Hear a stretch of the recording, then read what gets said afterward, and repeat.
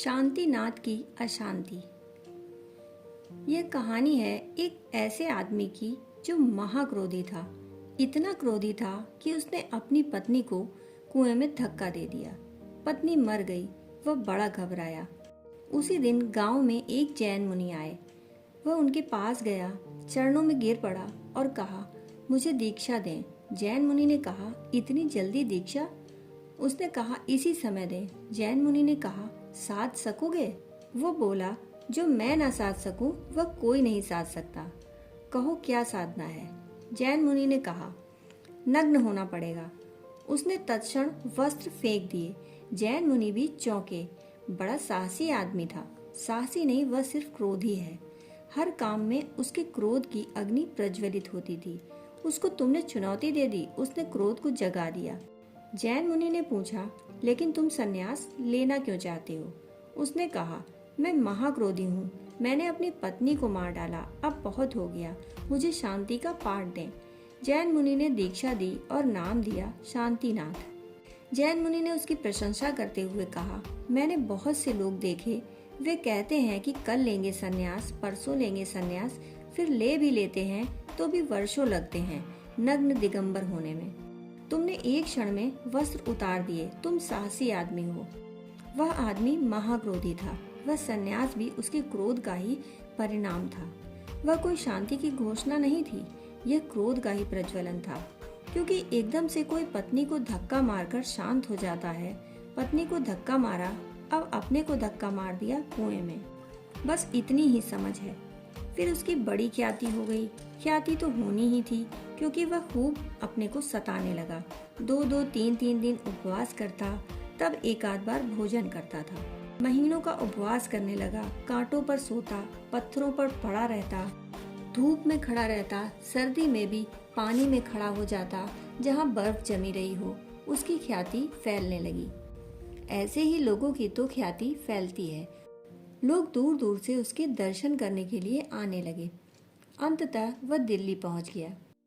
जैन मुनियों का एक नियम है कि वह एक जगह 3 दिन से ज्यादा नहीं रुकते। अगर वर्षा काल हो तो 4 महीने ज्यादा से ज्यादा एक जगह रुक सकते हैं। फिर उन्होंने तरकीब निकाल ली। वे दिल्ली को एक नगर मानते ही नहीं, वे दिल्ली को कई नगर मानते। बम्बई को भी वे एक नगर नहीं मानते। यहाँ कृष्णा नगर, तिलक नगर अलग अलग नगर हैं। तो कृष्णा नगर में रहते हैं, फिर तिलक नगर में चले जाते हैं, फिर तिलक नगर से कृष्णा नगर में आ जाते हैं, मगर दिल्ली नहीं छोड़ते।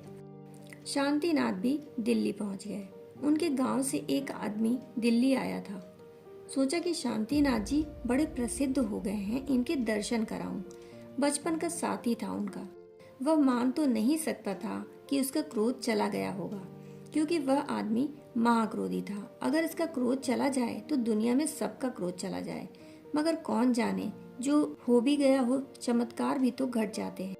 असंभव कुछ लगता हो तो भी होता नहीं, संभव है हो गया हो। वह उनके पास पहुंचा। शांतिनाथ बैठे थे सिंहासन पर नग्न। उन्होंने देख तो लिया, पहचान भी लिया कि बचपन का साथी है। पहचानते भी कैसे ना, मगर अब तो वे हो गए थे शांतिनाथ महामुनि। पहचान लिया मगर पहचाना नहीं। क्या पहचानना? ऐसे ऐरे गहरे नत्थु खैरे को देख लिया और अनदेखा कर दिया। मित्र की समझ में आ गया कि देख तो लिया है, पहचान भी लिया है, फिर भी आंख फेर ली। वह पास सरका। उसने कहा, महाराज क्या मैं आपका नाम पूछ सकता हूँ? उन्होंने कहा, मेरा नाम? अखबार नहीं पढ़ते क्या? कौन मेरा नाम नहीं जानता? नाम पूछने चले आए।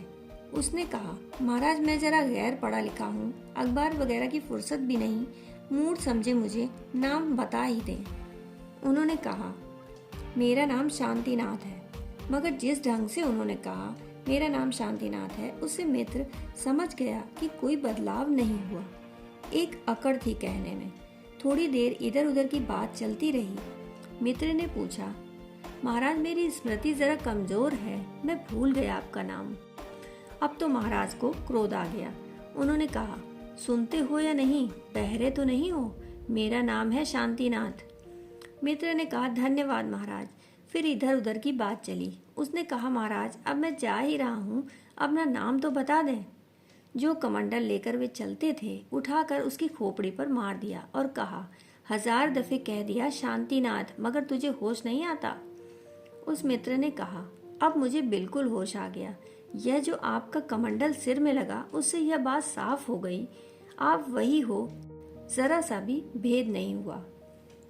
कपड़े उतार देने से कोई भेद नहीं होगा, नग्न खड़े हो जाने से कोई भेद नहीं होगा, नग्न हो जाने या सिर के बल खड़े हो जाने से कोई भेद नहीं होगा, बुद्ध की तरह आसन मारकर बैठ जाने से कुछ नहीं होगा। यदि भेद करना हो तो चैतन्य को बदलना पड़ेगा।